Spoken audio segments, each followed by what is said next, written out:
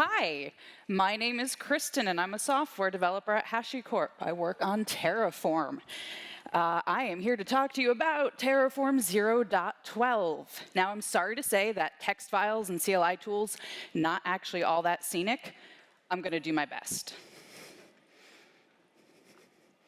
Now the slide's going to move forward. There we go. So first, I want to tell you guys a true story. I'm going to breathe because I'm nervous. There we go. Once upon a time, there was a young software engineer. She, along with her team of very smart engineers, wrote an awful lot of Terraform configuration files to provision AWS resources. These files started out simply, a few dozen lines, maybe 2 or 3 files total, but they grew in complexity over time, like things do. Before she knew it, this engineer had dozens of files, scores of resources, tens of modules, and it was a big, complicated mess. OK, so that story is actually kind of long. I'm going to skip to the abridged version. What I'd like to share with you is an example of some Terraform code and a real problem that I've run into. Spoiler, I am that engineer. Do that thing. OK, I'm going to start out with a super simple Terraform configuration. I want to set the stage. This is my default behavior. Interesting complications will come in a few slides. So in this file, I'm using the random provider to create a random pet. This is just a nice human-readable string. I've got a count variable. I've got a default prefix to my string. This is Linus, my cat's name. And then I've just got that random pet using those variables. Nothing exciting, gonna run Terraform apply, and ta-da. Linus excited goldfish. These are really fun. You should play with random pet. This is just sprinkled with awesome, silly names. OK, well, that's boring. So let's look at a more complicated example. In this next file, I've added a few variables to introduce some optional features. So my default behavior is going to be the same. I just want a single pet name starting with Linus. But what I've done is added this zoo-enabled variable. This is defaulting to 0. And yes, that is a string 0. I'll talk about that in a moment. And then a prefix list that defaults to an empty string. And now in my resource, I've updated the prefix conditional. And the intent here is that if zoo-enabled is that 0 string, just use the default prefix, same default behavior. However, if zoo-enabled is anything other than 0, choose an element from the prefix list provided. OK? So nice, simple, not all that exciting. I can show you an example using these variables. So I set zoo-enabled to 1, have a prefix list, have a count, Terraform apply, and there we go. Now I get a whole list of pet names. Chitara Loyal Drake is my favorite one here. OK, so these are my 3 cat names, by the way, Linus, Chitara, and Li Shu. You're going to need to know this. There's a quiz. Now, I owe you an explanation for why I used a string 0 in a variable that probably sounds like it deserves a Boolean or an integer.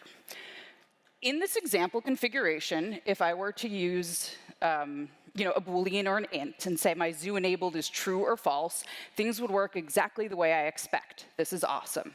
However, I am not the only engineer who works on this code base. I know that there are a few places where Terraform can be kind of weird about Booleans, and maybe there's a function where you don't expect it's going to translate that into string. So suddenly your true becomes a 1, and you don't expect it. So it gets a little weird. So just for safety's sake, so that somebody else can come in and refactor my code, I'm going to go with a string compare because it's foolproof.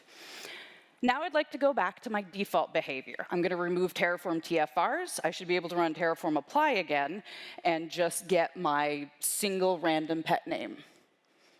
Oh, no, I got an error. I totally didn't expect that. So what's going on? Terraform says that element may not be used with an empty list. And then it just prints out that conditional again. So this is weird. It turns out that Terraform wants to evaluate both sides of my conditional statement, even though I assume that it's only going to evaluate that first half, since zoo-enabled is 0. So that's an annoying little Terraform quirk that you've probably run into before. Well, luckily, we're all good at Google search, and I was able to find a way to work around this situation.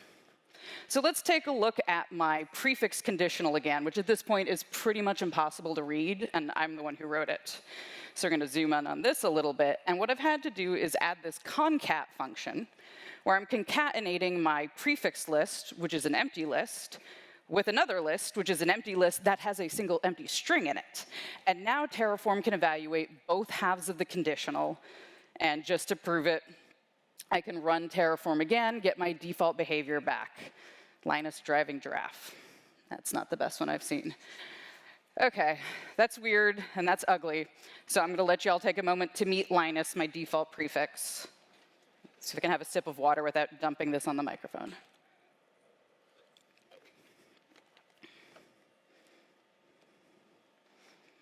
OK, story time's over. Let's get back into the talk. Terraform 0.12. Terraform was released in 2014, and it quickly became the tool for defining infrastructure as code. The Terraform Configuration Language provides a high-level syntax for describing how cloud resources and services should be created, provisioned, and combined. Terraform is pretty damn awesome as it was, if I do say myself. But what was even more awesome is the way that our users used it. You came up with really creative and complicated ways of taking advantage of Terraform's features, things that stretched it beyond what it was designed for, things that we couldn't anticipate. And in that, our users started coming up on edge cases, weird little bugs, quirks with the languages like the ones I just described. You found hackarounds and really interesting ways to solve these problems, or at least kind of swab duct tape over them. And we saw that. We saw what we were doing. We loved what you were doing. And we knew we needed to support our community. To do that, the Terraform configuration language had to grow. The problem is that a lot of the features and edge cases we needed to fix, we really couldn't do without a massive refactor of the fundamental configuration language. For the past year, Terraform Core has been working exactly on that. I cannot exaggerate how hard this project has been. The Terraform Core team had to jack up the house and replace the foundation from underneath it while people were still living inside, and there was like a swanky dinner party. I'm not exaggerating about the length of time. I've only been at HashiCorp about 5 months. This had been in progress for a good 7 months before I came on board. OK, so I keep talking about the Terraform configuration language, so I'm going to do a quick review. In versions of Terraform, version 0.11 and prior, the Terraform configuration was made up of 3 major components: HCL, HIL, and some Terraform-specific variables and functions. HCL is the HashiCorp configuration language. It gives us our variable syntax, block structure, like the example you see here. HIL is the HashiCorp interpolation language, and that gives us string interpolation and the ability to embed functions in strings, like the format function here. And then the Terraform bits are just some Terraform bits. Terraform 0.12 introduces HCL2. This is a complete rewrite of HCL that actually merges HCL and HIL into a single library. HCL2 has a very robust type system, and it allows us to address a really large list of enhancements and feature requests that we've had over the years. OK. You've heard by now reference the Terraform 0.12 blog posts we have up. There's no way I'm going to be able to cover all of the enhancements in 0.12 today. I couldn't even fit all of the blog posts into a single slide. So I highly recommend you go to HashiCorp.com and read those if you haven't already. OK, now we get to get into the fun part. What I'm going to be doing is walking you through a curated list of the enhancements I'm most excited about in 0.12. Up first is first-class expressions. In HCL2, expressions are native to the syntax and can be used directly. And what I mean by this is you don't need to use that quotation, $ curly bracket syntax around everything. And lists and maps can also be used directly in expressions. OK, what the heck does that mean? All right, here's an example configuration written in Terraform 0.11 syntax. Nothing too exciting. I'm creating an AWS instance. And let's see, we're just going to take a real quick look. I've got a list variable for security group IDs, and then I'm passing that list into the instance when I create it. OK, let's see what this looks like in a 0.12 syntax. A few changes. First of all, list is a native part of the syntax. It doesn't need to be wrapped in quotes. Also, you may see that I'm declaring a list of type string. We're going to get to that rich value type in the next section. Okay. And then in my resource, you'll notice no more quotation $ curly brackets. That's hard to say in the right order. So, okay, this is kind of just a cosmetic change. I mean, the code is easier to read, but maybe it's not really thrilling. So let's look at another example. This is effectively the same thing I just showed you, except now I have security group ID as a string, a single item. And then in my resource, what I'm saying is if security group ID isn't empty, pass it into the resource in brackets as a list, else just pass an empty list. Okay, take a look. Oh, empty list. Take a look at that in 0.12. Okay. So same thing here. I've got a type string, no longer quoted. But my conditional just got a lot simpler to read. Okay, if security group ID is not empty, pass that, else, woo, empty list. On the outside, a little change. If you've written, piles of Terraform code, this is glorious. All right, up next, rich value types. Okay, Terraform had support for some basic value types besides just strings. We had some lists and maps, but HCL2 greatly enhances the type system. You can do really complicated and interesting things you've always wanted to do in Terraform thanks to this. You can have complex values, you can have a map of a list of a map of a list, and you can also pass entire resources and modules as values. Okay, this example, I'm using a module, so I just wanted to give you a quick overview of the kind of theoretical directory layout where I have a main.tf and some Terraform vars, and then a module subdirectory. Okay, so here's my Terraform 0.11 main.tf. I've got a networks variable. I'm using that subnets module, and then I've got an output. Now, for this to be valid Terraform code in the module, I do actually need to be outputting the AWS VPC ID. So let's take a look at that module. So this is my subnets module. Okay, and you can see I've got my output VPC ID. That's how main.tf could access that. Well, what if your main.tf also needs the VPC region or any other attribute? Well, you have to go into your module and write that attribute in. So this is this daily refactor if you need another attribute from what you're creating in your module. Well, let's see what that looks like in 0.12. Okay, first I would like to give you a moment to bask in this gloriously complicated new variable. I'm defining a map of mixed types. And this is just a thing you can do. I feel like I should pause here. I see cameras and photos. Okay. Now I'm going to show you just so you can see what it looks like to define this variable, a tf-vars file with my network variable. So that's a nice, beautiful map with integers and strings. So cool. OK, now we'll take a look at that subnets module. Looks pretty much the same as the 0.11 example, but wait. My output is the entire AWS VPC. So now I can access whatever attribute I want to from my main.tf. I see heads nodding, like, yes, this is awesome. How much refactoring do I save you? There we go. Come on.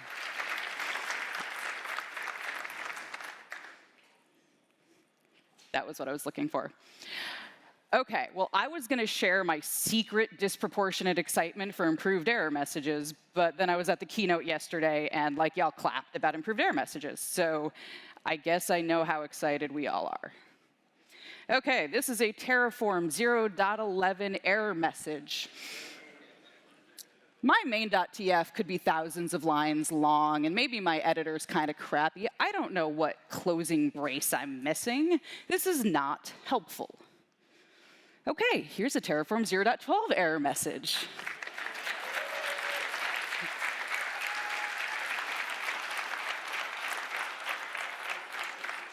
Do I even need to talk, or should I just show the rest to you? So HCL2 parser retains detailed information about the location of any syntax elements or tokens. So not only am I getting what file this error is from, I get a line number. And it prints the line for me. I'm bad at getting out of Vim. All right, here's another error. So again, not only am I getting my file and the line number, it shows me what block the error is. It is in my output that I named foobar, and it's going to print out the offending line. In this case, I'm trying to add a number to string. Shockingly, that doesn't work. And look at that, detailed error message. This is glorious. OK, last one, unsupported block type. Again, I get my file name. I get a file number. Turns out I tried to write output-ui instead of output. I get a did you mean message. Like, this is just beautiful. I have lost hours of my life commenting out ginormous files and then like uncommenting one block at a time. Yeah, y'all know what I'm talking about. OK. Yeah, this is just, life is better.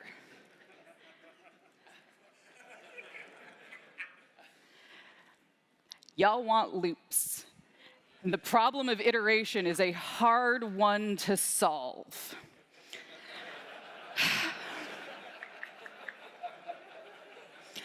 So I'm not quite giving you blanket for loops, but we've got some for expressions that I think you'll be excited about. OK, so we have a for expression that is for list and map transformations, and for each, which could be used in dynamic nested blocks. Oh, by the way, dynamic nested blocks. All right, well, what the heck does that mean?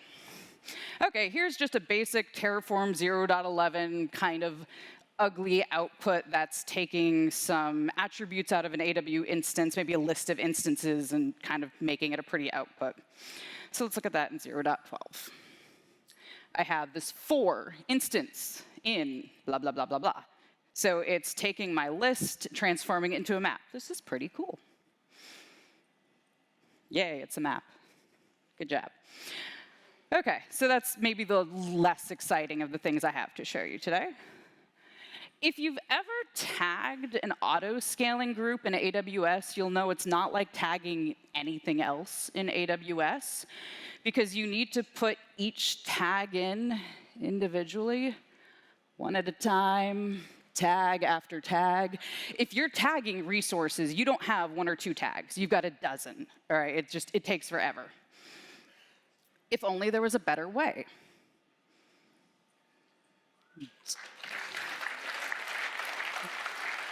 This is great. OK, so I've got this dynamic block. And now I've got this locals variable up top. So it's going to let me make a for each loop going over all of these local tags.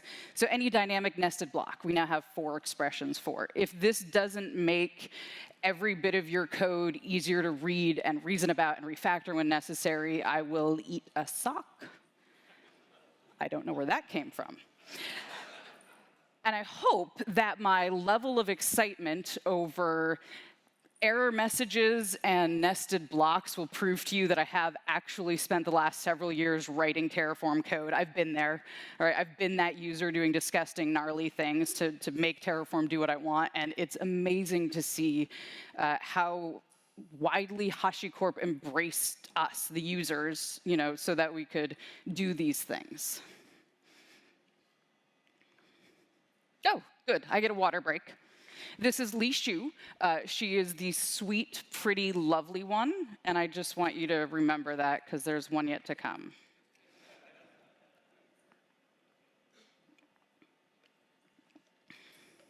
She's so cute. OK, let's go back to our story. To recap, our poor, exhausted engineer, me, had this bit of Terraform code with this ugly conditional statement in the prefix that was taking advantage of a hack around that I needed to deal with weird conditional problems in Terraform. Let's see what this is going to look like in 0.12. Haha, I can click. OK, there are several changes here. I'm going to walk through one at a time. The first one, I'm fully going to admit, is going to be annoying, and I am sorry. Count is a reserved word. You'll be excited when you see how we use it. So I've had to refactor my variable to say pet count. Sorry, slightly annoying. OK. Zoo enabled. I am now really confident that my Boolean type will always be used the way I expect it to, so I've gotten rid of that weird string compare, and I'm just using false as my default. In my resource, thanks to those first class expressions, I was able to get rid of my quotation $ curly bracket syntax. And my conditional statement is just gloriously clean and easy to read, although only as easy as I can do on a slide, sorry. So as you can see, since a Boolean, I can just do a direct search. I don't need to compare a string. Terraform is now going to evaluate only the half of the conditional it needs to. So I'm OK having an empty item in my prefix list, or an empty list in my prefix list. I owe you an explanation from the first time I told this story. I glossed right over that. Some of you, let's see, would have looked at my hack around here and said, well, why didn't you just take your prefix list and put an empty string in it? And then you don't need this conditional hack around. Maybe a lot of you have already figured out why. In the real world, I don't have a variable that I control. I have a resource that's being conditionally created, depending on the project requirements or the developer's preferences or the phase of the moon. So I don't have control over that list. If zoo enabled is 0, then the resources aren't created, the list is empty. So that's why I had to use this hack around. And I'm sorry to only bring this up at the end. All right, so look at this again. Whoop. OK, there we go. So now I can just prove to you that I can run Terraform apply again with my default file and get everything the way I want it to. OK. Code in slides is hard to read, so I'm going to try to really bring this to the foreground. Here is my conditional statement in a Terraform 0.11 HCL1 syntax. This is hard to read. I have written code like this so many times in so many modules, and it's a pain. And this is HCL2. That's pretty sweet. I'm gonna applaud because I'm excited.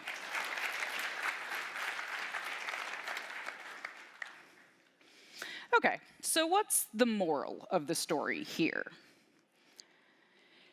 In Terraform 0.12, your code is easier to read and reason about. We have addressed many of the bizarre hack-arounds that our users have needed. There are some things you've done. You've taken advantage of effectively accidental features, and so we've made sure these things are baked in. Okay, will have increased ability to write loosely coupled modules, thanks to a lot of things like those for eaches, and being able to pass an entire resource as your module output. So Terraform 0.12 is just trying to address this massive number of requests. And that's part of why it's such a big release and why it took so long. Like I said, we had to really refactor the whole underlying foundation. I don't have a Q&A period scheduled, so I wanted to address what I know will be some of the highest level questions we're going to get. Okay, Terraform 0.12 alpha is available now, as you heard yesterday, and I really hope you go and download it, play with it. We've bundled it with a handful of providers. Those are the only providers that'll work with it currently because they need to be built with the current version of Terraform. When Terraform 0.12 is released in generally, which should be later this year, it will be released with a Terraform upgrade tool. So it will go through your configuration files, make any updates necessary, and print out any warnings for things you need to change manually. HCL2, we've done our best to keep it backwards compatible. So this should be a minimal upgrade, but there's going to be things you have to touch, especially if you have a lot of complicated modules. Now, there are a handful of features that folks have been asking for that aren't going to be in the 0.12.0 release, but they're on our roadmap. Okay? And these are all kind of module focused. So module counts, that's why count is now a reserved word, module and resource for eaches, and the module depends on. So they're not in 0.12.0, but now we can build those things thanks to HCL2. OK, so this is Chitara. She is a gremlin. She's not actually a cat. She's my pride and joy. I hope that I've done a good job of expressing not just my excitement about 0.12, but the fact that we built this for you. You know, we saw how you're using Terraform, we loved it, and we wanted to do everything we could to support that. So please, I hope you go, you download the alpha, you play around with the new language, you know, see what kind of interesting things you can do, give us your feedback, get involved with the community, get on GitHub and respond. And really, please just go out there and have fun with 0.12.